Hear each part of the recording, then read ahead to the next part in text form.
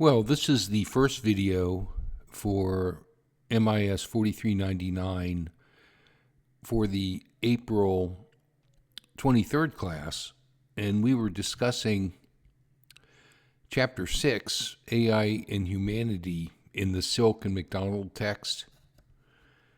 And we've discussed the relationship between AI and modeling. We've discussed how models can be used for evaluative purposes, such as reviewing job applicants or evaluating medical scans for disease. However, models can also be used for generation. For example, if you sample various speech recordings, you could break those recordings down into various units of sound, such as phones, which include any distinctive sound or gesture. Phonemes, which are units of phones that can distinguish one word from another, or diphones, the transitions between two phones. And use that to train a model that will generate new audio speech from the recordings using text prompts. Although generative AI can be used for producing images, sounds, text, and video, the development and use of such AI offers distinctive ethical challenges.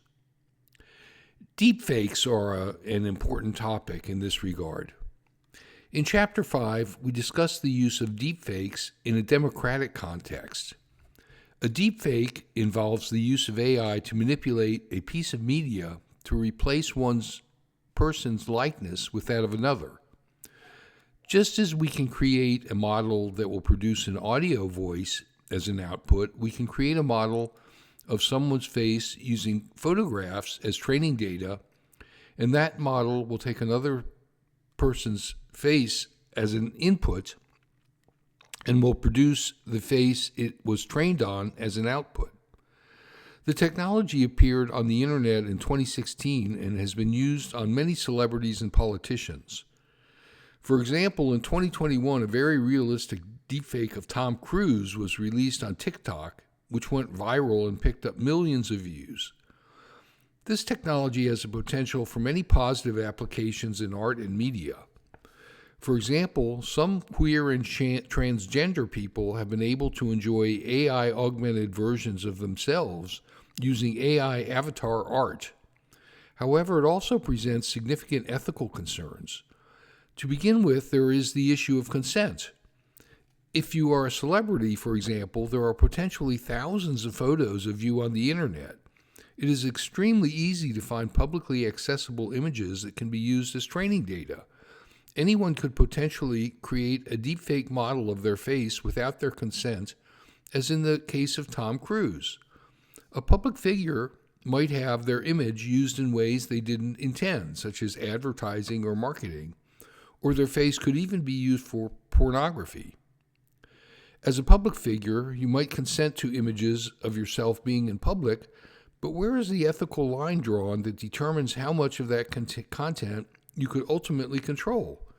Does the ethical importance of consent increase if the deepfake is being passed off as authentic, or is it equally important regardless?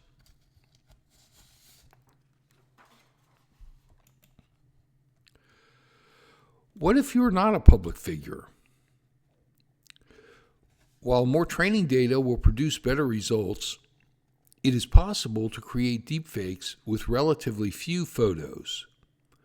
There are reports of deepfake pornography being generated from ordinary people on the internet by scraping images from social media. If we are tempted to forgive non-pornographic celebrity deepfakes, but not deepfakes of private people, is it because the latter haven't put themselves into the public eye in the same way?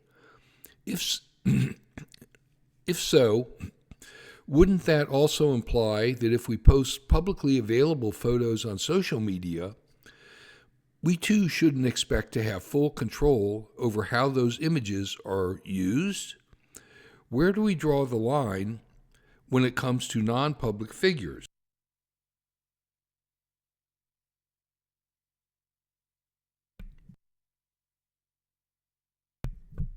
The idea that public figures must grant consent for every conceivable use of their image is a tall order that may be practically unenforceable. We wouldn't normally think that collecting images of a celebrity and putting them into a photo collage would be unethical unless we had that celebrity's consent. What is the moral difference between that and a deepfake? The difference is what the deepfake allows me to mislead. If, with the intent to mislead, I use those photos to pass myself off as a celebrity or try to imply that a celebrity is endorsing something they haven't, I have done something wrong. If I use those photos to put celebrities into compromising and embarrassing scenarios, I am demeaning and disrespecting them. Deepfakes are complicated, ethically speaking, because we could understand the problem in different ways.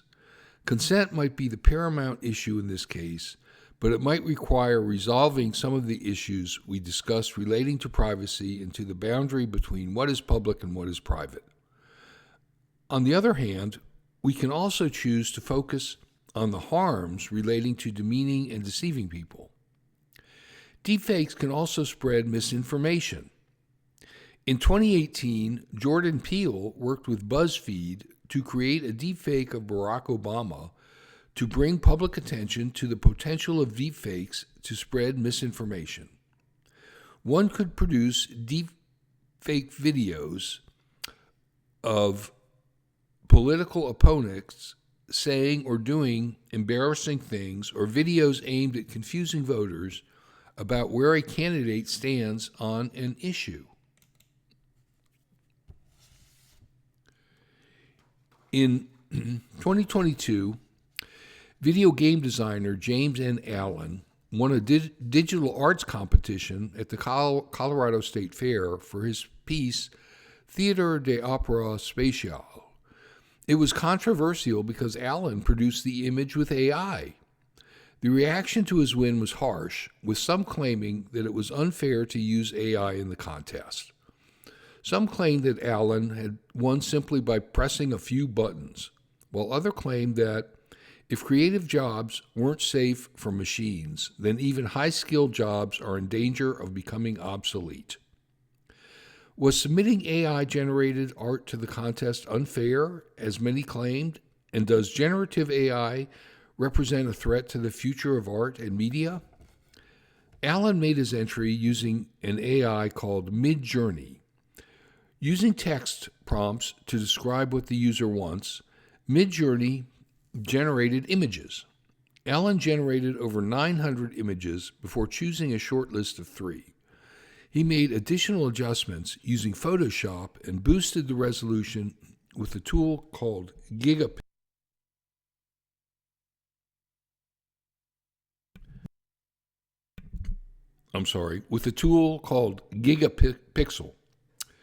The Colorado State Fair defines their digital arts category as artistic practice that uses digital technology as part of the creative or presentation process. The work was submitted using the name Jason N. M. Allen via Midjourney. Despite Allen's attempt to make it clear that he had used AI, the judges later claimed that they were not aware the piece had been generated by AI, but would have still awarded him first place based on the piece itself. Was it unfair of Allen to submit his piece and win? The rules did not preclude the submission of AI-generated work. Allen was transparent that the piece was AI-generated, and the judges, in hindsight, still believe it should have won. Some might still argue that it was wrong for Allen to enter the contest because he was not the artist. The artificial intelligence created the work. However, we must be careful how we try to define the nature of this problem. Was the AI the artist in this case, or was the AI an artistic tool for Allen, the true creator? While Allen spent his time differently than other artists, it doesn't mean that generating the image took no skill or didn't require the aesthetic taste necessary to choose one out of hundreds of images and still win. The judges claim that they chose the piece for the impact it had on them and the themes of the art the themes of the image were a deliberate choice by Allen. The AI itself, on the other hand, had no sense of the impact of its work. It didn't think any differently about the art in the first image than it did in the 900th image. Generating art using AI requires data to train the models. Thus, when AI produces visual media, it uses images it was trained on, sometimes even replicating the signature of artists whose work was used as training data, as we'll see in the next video. This raises issues of plagiarism. An AI piece is not a direct copy, but it does take inspiration from the art it was trained on. However, art is often about meshing previous works and techniques to create something new, so it is difficult to see this as a mere copy of another artist's work. If we are inclined to think that AI-generated art is not just a copy, and if the AI is not the artist, then it would follow that Allen is the artist. If Allen is not the artist, then the piece of art would seem to have no artist, and perhaps it should not be considered a piece of art at all. We will continue this discussion in video number 2 for April 23rd, which will continue shortly.